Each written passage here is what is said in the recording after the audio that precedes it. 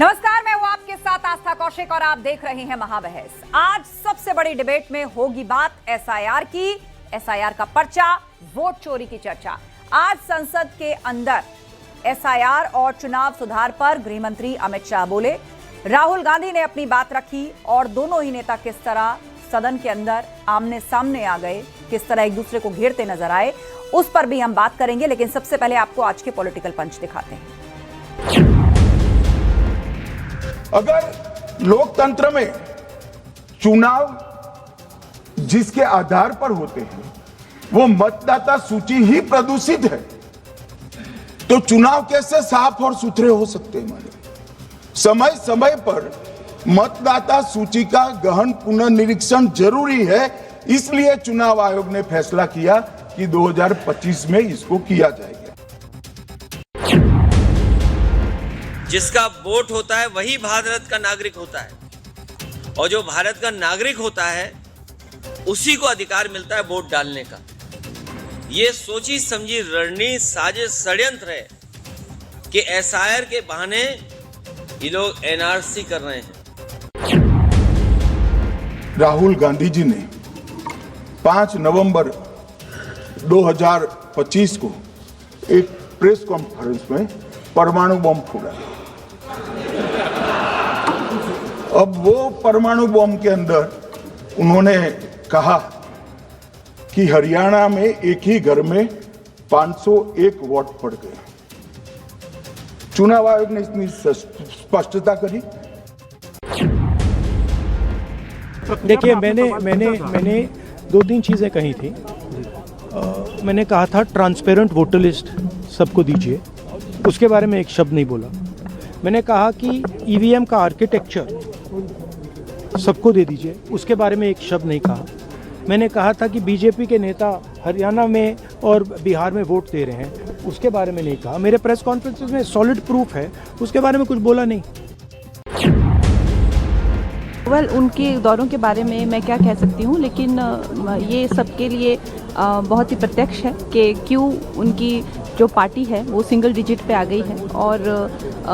और खैर, इस तरह के किरदार पे, इस तरह के चरित्र पे मैं कोई टिप्पणी नहीं करना चाहती, क्योंकि that person has no substance, that person has no strength of character. So I have nothing to say about it. Modi ji spends almost half his working time outside the country. Why are they raising questions on the leader of the opposition traveling? चुनाव सुधारों को लेकर लोकसभा में आज भी चर्चा हुई, जिसमें केंद्रीय गृह मंत्री अमित शाह ने हिस्सा लिया। उन्होंने कांग्रेस पर बड़ा हमला बोला और अमित शाह ने कहा कि विदेशी नागरिकों को हटाना ही एसआईआर है। घुसपैठिए तय नहीं करेंगे कि पीएम और सीएम कौन होगा। घुसपैठिए वोटर लिस्ट में नहीं रहेंगे।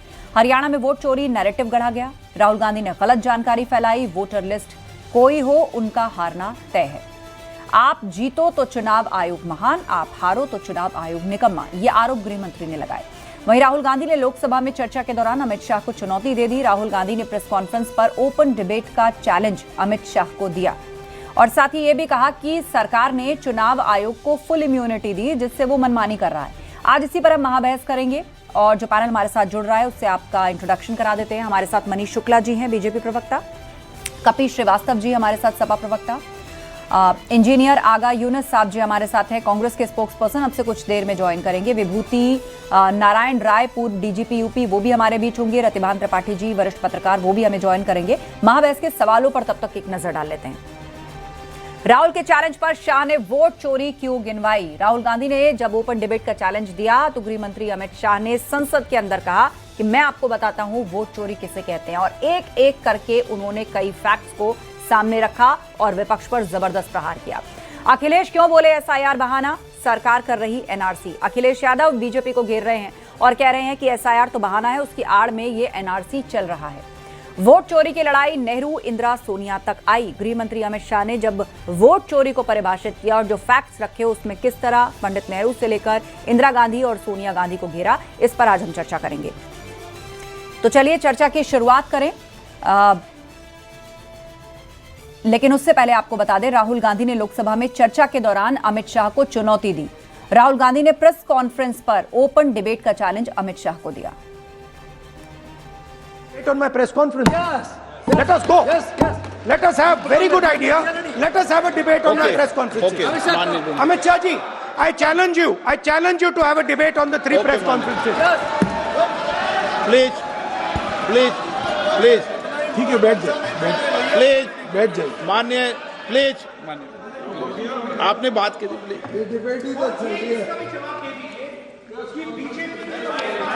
उत्तर प्रदेश में और हरियाणा में दोनों चुनाव में वोट कैसे दे रहे माननीय, हैं? प्लीज, ये भी जवाब दे दीजिए।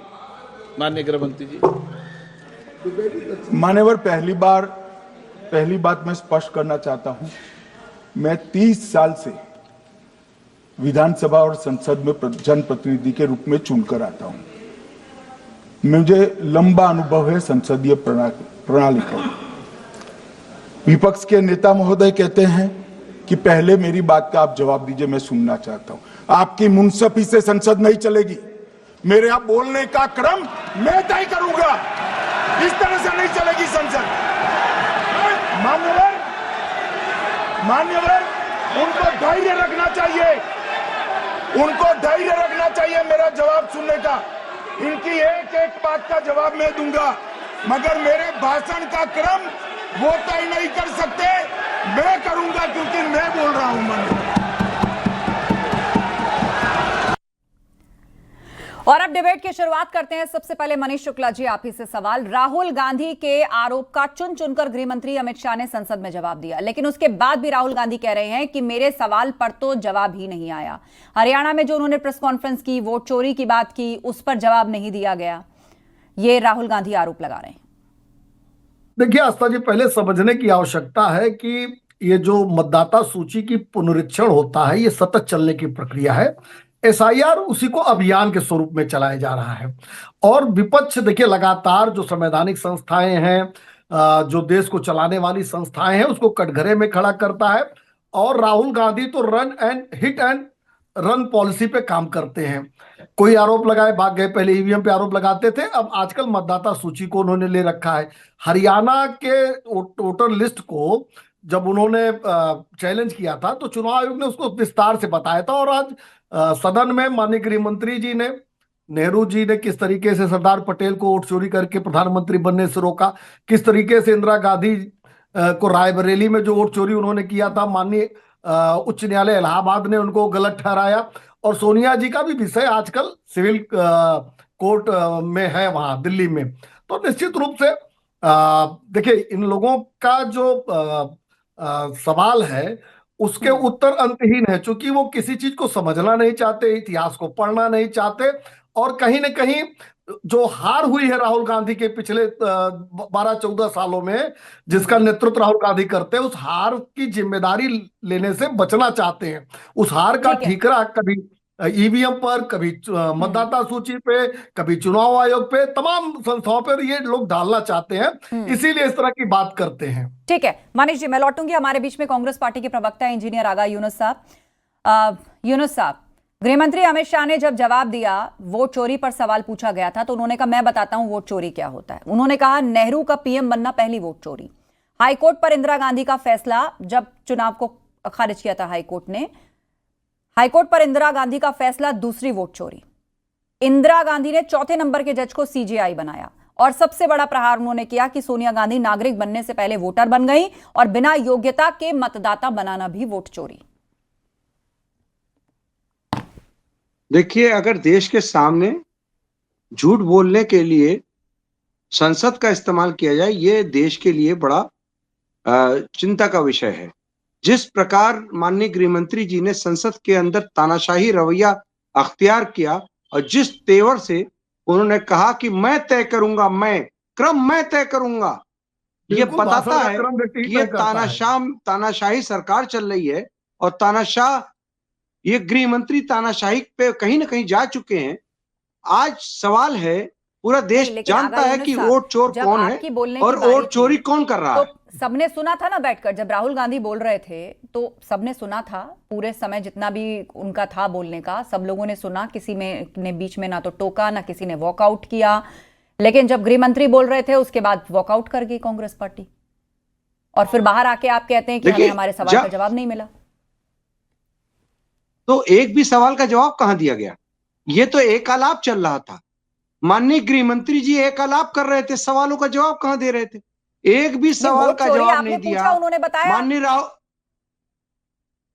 उन्होंने इतिहास के उस कालखंड में गए जहां पर ये झूठ फैला करके जिसके जरिए बात कर आज हम वर्तमान की बात करते हैं। ये इतिहास कह रही है कांग्रेस पार्टी, झूठ कह रही है कांग्रेस पार्टी सबको। जब भाजपा का ऐतिहासिक काले पन्नों में दर्ज है, भाजपा अच्छा ठीक है, इसको क्लियर कर लेते हैं। संविधान की किताबों को पढ़ लें और संसद में जाकर उसके इतिहास को पढ़ लें तो गृह मंत्री जी ने जो तीनों बातें कही हैं वो एकदम सत्य है। ये तो इलाहाबाद हाई कोर्ट, माननीय उच्च न्यायालय इलाहाबाद हाई कोर्ट ने इंदिरा गांधी के डिबेट कर चुनाव लीजिए ना, नहीं किया था। माननीय गृह मंत्री जी को खुला चैलेंज दिया राहुल गांधी जी का जो व्यवहार है, डिबेट कर लो। संसद में किसी बड़े घर के अंग्रेजी का भाषण तो समझ नहीं आया। यूनुस साहब एक सेकंड देखिए, अभी 3 मेहमान और इंतजार कर रहे हैं ना, उनको भी बात रखनी है। मनीष जी 10 सेकंड कंक्लूड करिए, 3 मेहमान और इंतजार कर रहे हैं। यूनुस जी शांत रहिए, मैं दोबारा आपको काउंटर करने का समय दूंगी। देखिए, राहुल गांधी जी का व्यवहार बड़े घर के बिगड़ैल बच्चे की तरह है। वो अमित शाह जी से कह रहे भाषण में पहले आप ये बोलो, बाद में ये बोलो। अब आगा खान से हम कहते हैं नहीं आप पहले ये मत बोलो, पहले ये बोलो। ये तो मतलब राजनीति की जो स्थिति राहुल गांधी ने कर दी है, कभी कांग्रेस का वर्कर ही इनसे सवाल करेगा। दूसरी बात, एसआईआर पे जनमत आ चुका है। बिहार में एसआईआर के नाम पर राहुल गांधी गए थे, यात्रा किया था। बिहार की जनता ने कहा कि ठीक हो रहा है। ठीक है। कपिल श्रीवास्तव जी हमारे बीच में, सपा प्रवक्ता, उनके भी सवाल हैं और समाजवादी पार्टी भी घेर रही है। वो ईवीएम को लेकर लगातार स्टैंड रखे हुए हैं कि नहीं, बैलेट पेपर से चुनाव होना चाहिए। बहन जी मायावती ने भी इसका समर्थन किया। और वोट चोरी के जिस मुद्दे पर कपिल जी आप कांग्रेस पार्टी का साथ दे रहे थे, उस पर आज गृह मंत्री ने भाषण दिया है। भाषण देने से क्या चलता है? ये तो डिजिटल इंडिया से राशन भी दे रहे हैं, मौखिक सबको दे रहे हैं। चक्कर इस बात का है कि जिस ईवीएम का विरोध यूपीए के सरकार में भारतीय जनता पार्टी खुलेआम करती थी, तमाम लेटर लिखती थी, और यही नहीं, इनके जो राज्यसभा के सांसद, इनके राष्ट्रीय उपाध्यक्ष नरसिम्हा राव साहब बकायदा एक किताब लिखी थी इतनी मोटी सी, पता नहीं शुक्ला जी के याद में है कि नहीं है, और उसका विमोचन आडवाणी साहब ने किया था, जिनकी ये पार्टी मानी जाती है, अटल आडवाणी और मुरली मनोहर जोशी। कोई छोटे आदमी ने नहीं किया था विमोचन। तो पहले इनसे ये पूछिए, अगर उस समय हैक हो रही थी और ईवीएम का आप विरोध कर रहे थे, तो आज आप सपोर्ट क्यों कर रहे हैं? आप उस समय झूठ बोल रहे थे या अब झूठ बोल रहे हैं? चलिए, अच्छा ठीक है, ये सवाल मैं लेके जाऊंगी, लेकिन उसके साथ साथ कपिल जी, डिटेंशन सेंटर लगभग बनकर तैयार हैं यूपी में, और आप बनारस में देखिए, लखनऊ में देखिए, वहां लिस्ट भी सामने आ रही है और आंकड़ा भी सामने आया, कहीं 175, कहीं 250, कहीं 500 ऐसे लोग मिले जिनके पेपर्स नहीं है। पेपर्स नहीं होने का मतलब ये तो नहीं है कि वो विदेशी नागरिक है, तो फिर डिपोर्ट कर दो, डिपोर्ट करो, डिटेंशन क्यों करना? फिर पेपर अगर आपके पास नहीं है तो क्या आप रोहिंग्या हो जाएंगी?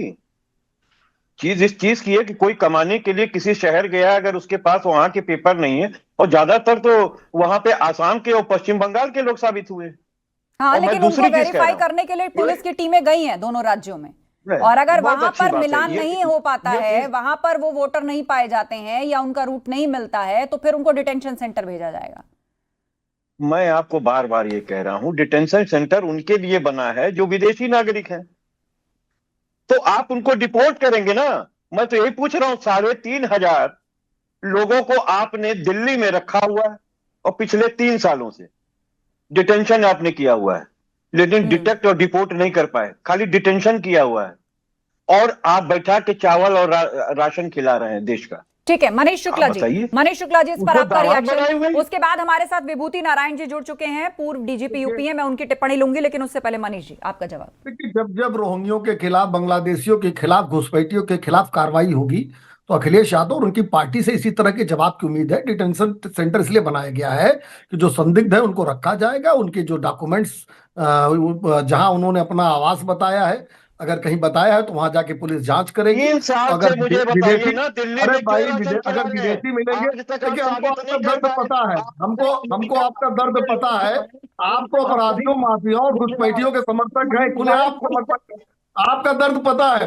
मैं तो जनता को बताने के लिए कह रहा हूँ, डिटेंशन सेंटर्स पे फिर जो लोग रखेंगे उनको रिपोर्ट भी किया जाएगा।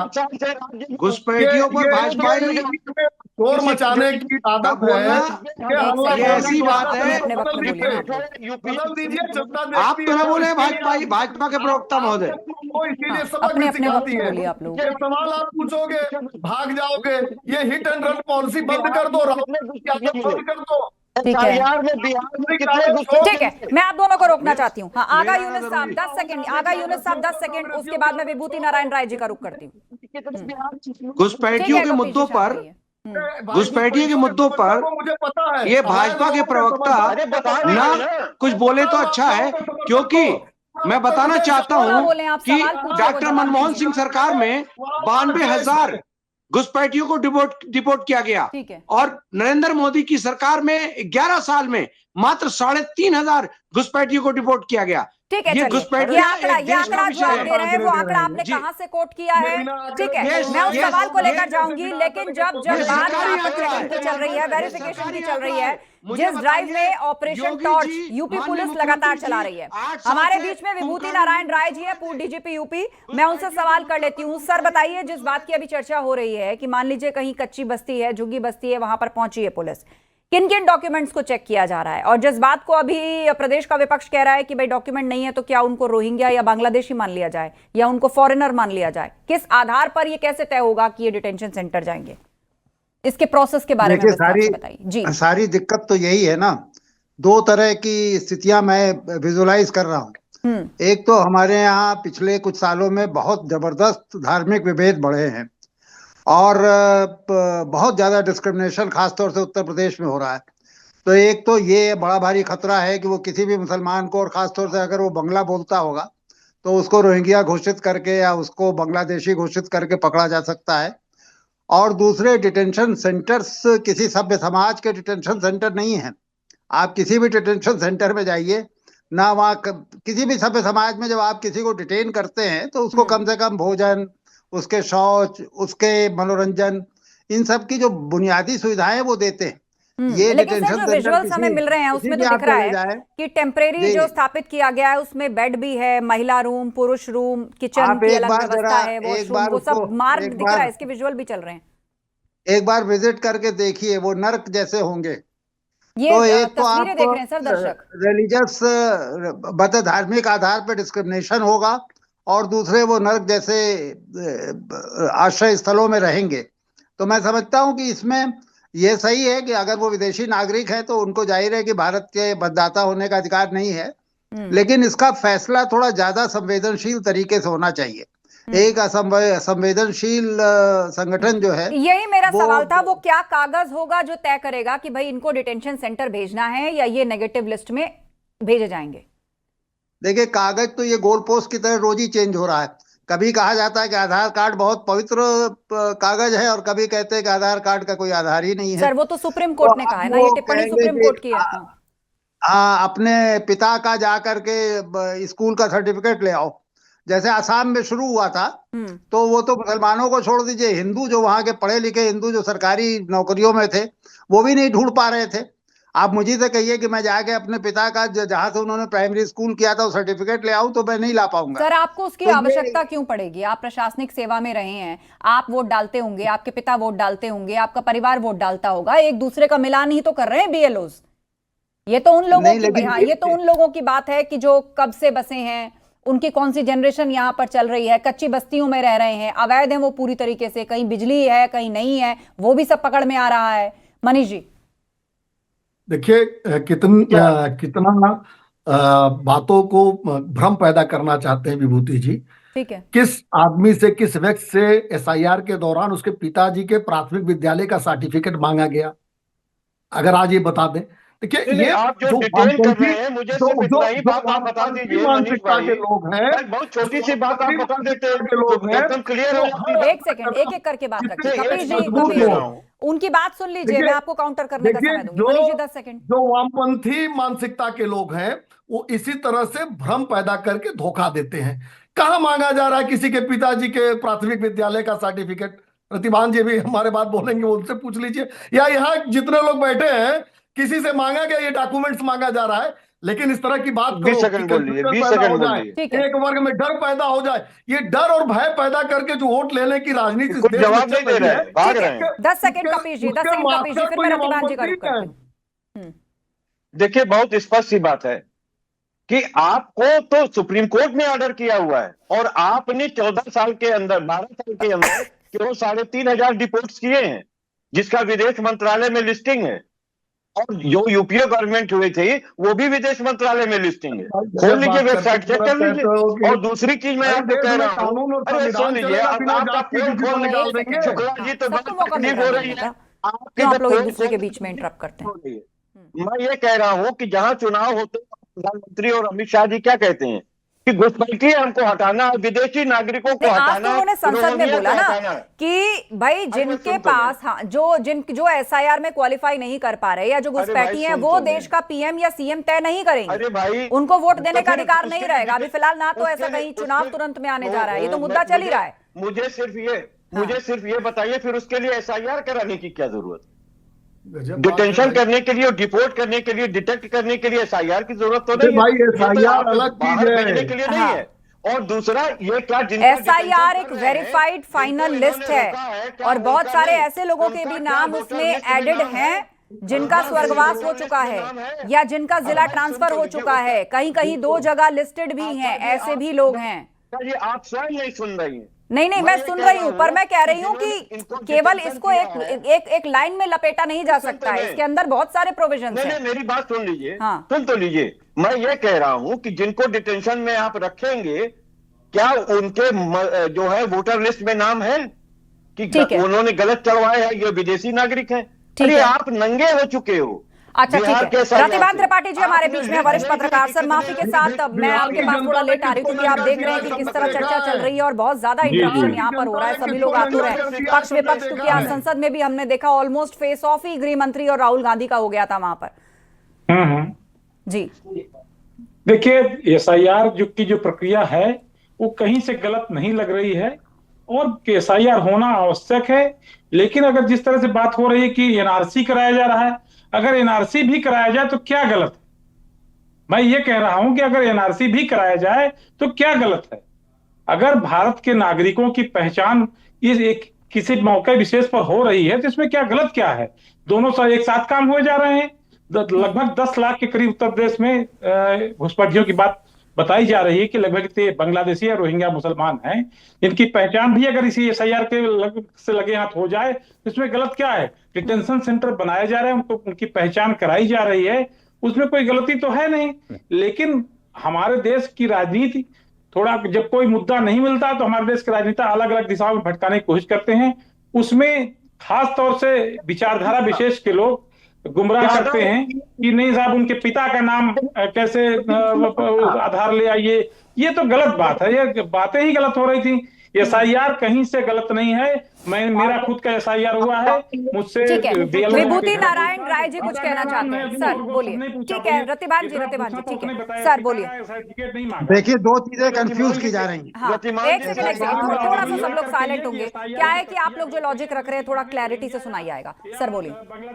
देखिए, एसआईआर अलग चीज है और ये कोई विदेशी नागरिक है अवैध रूप से भारत आ गया, ये अलग चीज है। मैंने जो पिता के प्राइमरी स्कूल के सर्टिफिकेट की बात की, वो आसाम के अनुभवों को ध्यान में रख के की थी, जहां पर कि वो नागरिकता के बारे में तफ्तीश शुरू हो गई थी। और उस तफ्तीश में मजेदार बात यही थी कि उसमें ज्यादातर मुसलमान तो निकल गए, वो तो उन्होंने साबित कर दिया कि वो भारत के नागरिक हैं, क्योंकि उन्होंने सारे रिकॉर्ड बड़ी सावधानी के साथ इकट्ठे किए। हिंदू फंस गए क्योंकि कोई मुझी से आप आके कहिए कि मेरे मुसलमान थोड़ी हो रहा है, यहाँ तो नागरिकता की बात है ना, पेपर्स की बात है। ये किसने कहा है कि भैया एसआईआर के पीछे कोई ऐसा मकसद है कि किसी को कैटेगराइज करना है या उन्हीं का कागज वेरीफाई करना है या उनको भगा देना है या उनसे डिटेंशन सेंटर भेजना है? ऐसा तो कुछ नहीं है ना। एसआईआर तो सबके लिए, मेरे लिए भी, आपके लिए भी, सबके लिए है। जिसके पास पेपर है वो उस देश का नागरिक है। मनीष जी, डिटेंशन सेंटर में एक भी नॉन मुस्लिम निकाल के दिखा दीजिए। सर हिंदू मुस्लिम करने की आवश्यकता ही नहीं ना इस पर। और आप तो जिस प्रबुद्ध वर्ग से आते हैं, आपको क्या आवश्यकता है इस तरह के बयान देने की? इसमें कहां से हिंदू मुस्लिम है? जिसके पास पेपर है, जिसका बीएलओ वेरिफिकेशन हो रहा है, उसका एसआईआर ओके है। मनीष जी, देखिए आस्था जी, मैं बिना लाग लपेट के दो बात डिटेंशन कहूंगा। सेंटर ये किस तो लिए? इस देश में बहुत ये अगर पहले NRC से नहीं कर रहे हैं तो मुसलमानों को इन्होंने डराने डिटेंशन का, सेंटर क्यों बना धमकाने रखा? का ये इनसे प्रयास ये होता है पूछिए कि मुसलमानों को SIR डरा के लिए दो, डिटेंशन सेंटर मुसलमानों बनाने को की क्या धमका जरूरत दो है? और जो उनका दिल्ली वोट में ले लो। डिटेंशन सेंटर है और उसमें दूसरी तमाम बात, क्यों बनाए? जो लोग इस तरह की भारतीय बात जनता कर रहे पार्टी के हैं, सारे ये निश्चित रूप से भ्रम पैदा करना चाहते हैं। और मैं कहूंगा उत्तर प्रदेश में अखिलेश यादव को वैध लोगों पर भरोसा नहीं है, वैध मतदाताओं पर अखिलेश यादव को भरोसा नहीं है। इसलिए ये घुसपैठियों के सहारे, बांग्लादेशियों के सहारे और रोहिंग्यों के सहारे राजनीति करना चाहते हैं अखिलेश भी यादव। संख्या होगी जब वो सरकार बनवा देंगे सभी मिलकर। लेकिन कपिल श्रीवास्तव जी, जो सत्यता है देश में कानून और संविधान का राज है। ठीक है कपिश जी, कपिश जी एक जो विहित प्रक्रिया है चलिए उसके तहत ही कार्य किया जाएगा। लेकिन ये कपिल तो चाहे चलिए कुल मिलाकर SIR, चुनाव सुधार, इस सब पर बहस जो है वो लगातार बढ़ती जा रही है, सियासत भी जमकर हो रही है। लेकिन आज संसद के अंदर कहे गए अपने वक्तव्य में देश के गृह मंत्री ने साफ कर दिया कि घुसपैठियों को CM और PM चुनने का अधिकार न है न होगा। आप सभी का धन्यवाद इस चर्चा में शामिल होने के लिए। तो चुनाव सुधारों को लेकर लोकसभा में आज चर्चा हुई, जिसमें गृह मंत्री अमित शाह ने हिस्सा लिया। उन्होंने कांग्रेस पर बड़ा हमला बोला और कहा कि विदेशी नागरिकों को हटाना SIR का मकसद है। घुसपैठिए तय नहीं करेंगे कि PM और CM कौन होगा, घुसपैठिए वोटर लिस्ट में नहीं रहेंगे। लेकिन आप देख रहे हैं इस पर सियासत भी जमकर हो रही है। महाबहस में इतना ही, खबरें जारी हैं, आप बने रहिए हमारे।